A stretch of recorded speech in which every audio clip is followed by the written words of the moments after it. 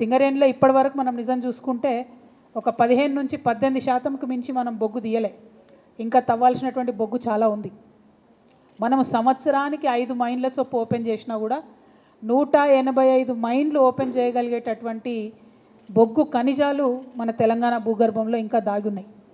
వాటిని అన్నిటిని కూడా మనము వెలికి తీసుకుంటూ మన దగ్గర ఉండేటటువంటి నిరుద్యోగ సమస్యను కూడా మనం పరిష్కరించుకునేటటువంటి ఆస్కారం ఉన్నది.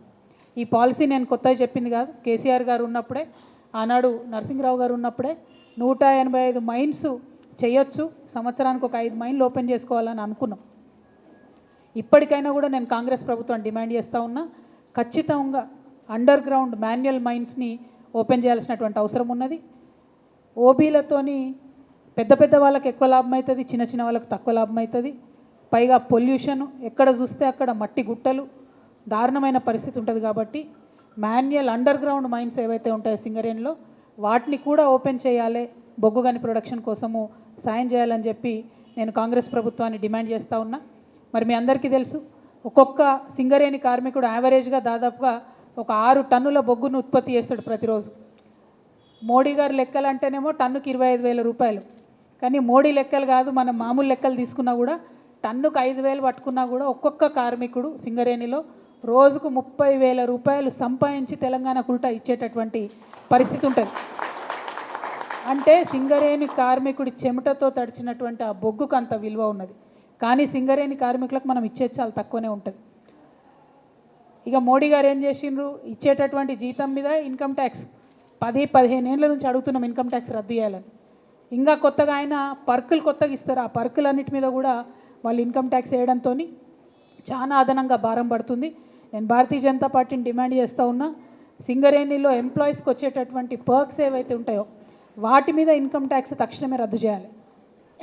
ఇతర పిఎస్యూస్లో ఎక్కడన్నా ఇన్కమ్ ట్యాక్స్ పర్క్స్ మీద వేసినటువంటి ఇన్కమ్ ట్యాక్స్ను రియంబర్స్మెంట్ ఇస్తున్నారు. ఒక్క మన సింగరేణిలోనే కార్మికులకు రియంబర్స్మెంట్ ఇస్తలేరు. ఆ రియంబర్స్మెంట్ ఇవ్వవలసిందిగా కూడా నేను ప్రభుత్వాన్ని డిమాండ్ చేస్తున్నా. వాటి కోసం ఖచ్చితంగా పోరాటం కూడా చేస్తాం. మరి హెచ్ఎంఎస్ కానీ రియాజ్ అహ్మద్ గారి గురించి చెప్పాలంటే, హెచ్ఎంఎస్ అనేటటువంటిది సుభాష్ చంద్రబోస్ గారు పెట్టినటువంటి సంస్థ, ఇప్పటిది కాదు అప్పటిది కాదు. ఆయన ఆశయాలతోని కార్మికులు ఆనాడు ఎట్లా కష్టపడ్డారో బ్రిటిష్ హయాంలో వాళ్ళకి న్యాయం జరగాలని పెట్టినటువంటి సంస్థ. మన రాష్ట్రంలో హెచ్ఎంఎస్ ఏ పార్టీతో కూడా అఫిలియేషన్లో లేదు, చాలా ఇండిపెండెంట్గా ఉన్నటువంటి సంస్థ. అట్లనే రియాజ్ అహ్మద్ అన్న నేను పుట్టక ముందు నుంచి కూడా కార్మిక ఉద్యమాలలో ఉన్నటువంటి వ్యక్తి. ఆయనకు అంత అనుభవం ఉంది. సెంట్రల్ వేజ్ బోర్డ్ మెంబర్గా ఉంటూ అనేక అంశాలలో కొట్లాడి మన సింగరేణి కార్మికులకైతే న్యాయం చేసినటువంటి వ్యక్తి. ప్రతిసారి దీపావళి బోనస్ వస్తే ఫైటర్ లెక్క అక్కడ కొట్లాడి ఎక్కువ బోనస్ని తీసుకొచ్చేటటువంటి వ్యక్తి. మరి ఆయన 1 కాదు 2 కాదు, గ్రౌండ్ లెవెల్లో అనేక ఉద్యమాలు చేశాడు. రియాజ్ అహ్మద్ గారితో కలిసి, మరి హెచ్ఎంఎస్తోని కలిసి ఇవాళ సింగరేణి జాగృతి కూడా అన్ని 11 ఏరియాల్లో కూడా పనిచేస్తుందని తెలియజేయడానికి చాలా సంతోషిస్తూ ఉన్నాం. కార్మికుల యొక్క సంక్షేమం, కార్మికుల యొక్క వెల్ఫేరు ప్రధానంగా పెట్టుకుంటాం మా ఎజెండాలో. అదేవిధంగా కార్మికుల యొక్క హక్కులను కూడా ఎక్కడ కూడా విస్మరించకుండా కాంగ్రెస్ పార్టీ చేస్తున్నటువంటి మోసాన్ని కూడా ఎండగడుతూ ముందుకెళ్తాం. పోయినసారి లాభాల్లో వాటా అని ఇచ్చిరు కాంగ్రెస్ పార్టీ వాళ్ళు, 33% ఇస్తున్నామని చెప్పాను. అందరం కూడా మంచిదే కదా, ఇదివరకు మనం 30 ఇస్తే వీళ్ళు 33 ఇచ్చిరు అనుకున్నాం. కానీ ఎంత దారుణం అంటే, కాంగ్రెస్ మార్కు నయవంచన ఎట్లా ఉంటుందంటే, అసలు లాభాలనే తక్కువ చూపించారు. ఇచ్చుడేమో పేరుకి 33 ఇచ్చిరు, తప్పు అంకెలు చూపించి కార్మికులకు తక్కువ డబ్బు ఇచ్చినటువంటి ప్రభుత్వం కాంగ్రెస్ ప్రభుత్వం. ఇప్పుడు నేను డిమాండ్ చేస్తూ ఉన్నా, దసరా రాబోతూ ఉంది, కార్మికులకు ఇచ్చేటటువంటి లాభాల్లో వాటాను ఈసారి 35% ఇవ్వాలని చెప్పి నేను డిమాండ్ చేస్తూ ఉన్నా. అది కూడా ఉట్టి లెక్కలు కాదు, దొంగ లెక్కలు కాదు, కరెక్ట్ లాభాలు చూపించాలి, కార్మికులకు నిజంగా కూడా లాభం అయ్యేటట్టు చేయాలని చెప్పి నేను డిమాండ్ చేస్తున్నా. అట్లనే కార్మికులలో చాలామంది యువమిత్రులు ఉన్నారు. కేసీఆర్ గారు డిపెండెంట్ ఉద్యోగాలు ఇచ్చిన తర్వాత అనేక మంది యువమిత్రులు ఉన్నారు. వారందరూ కూడా మంచి డిగ్రీస్ చదువుకున్న వాళ్ళు ఉన్నారు.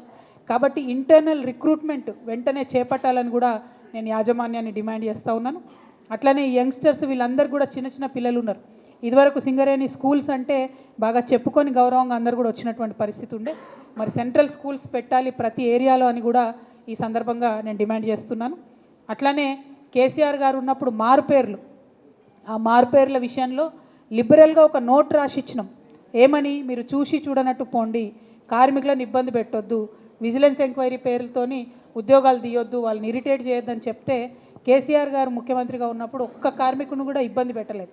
కానీ కాంగ్రెస్ ప్రభుత్వం వచ్చినాక ఈ అలయాస్ పేర్ల వంకతోని, మారు పేర్ల వంకతోని నా దృష్టిలో వచ్చిన ఈ 4-5 కార్మికులను ఇప్పటికే డిస్మిస్ చేసిండ్రు. మేము డిమాండ్ చేస్తూ ఉన్నాం సీఎండీ గారిని, వారికి వెంటనే ఉద్యోగం ఇవ్వండి. ఇవ్వకపోతే మాత్రం మేము అన్ని రకాల పోరాటాలు కూడా చేయడానికి వెనుకడుగు వేయబోమని కూడా ఈ సందర్భంగా సింగరేణి యాజమాన్యాన్ని డిమాండ్ చేస్తూ ఉన్నాను. ఇంకొక మాట, మొన్న మెడికల్ బోర్డు ఇష్యూ, ఇదైతే సింగరేణి చరిత్రలో ఎన్నడూ జరగలే. 54 మంది అప్లికేషన్లు పెట్టుకున్నారు. మాకు 2 ఏళ్ళ రిటైర్మెంట్ ఉంది, మేము అన్ఫిట్ చేయండి, మమ్మల్ని మా పిల్లలకు ఉద్యోగాలు ఇస్తామని చెప్పి పెట్టుకున్నారు.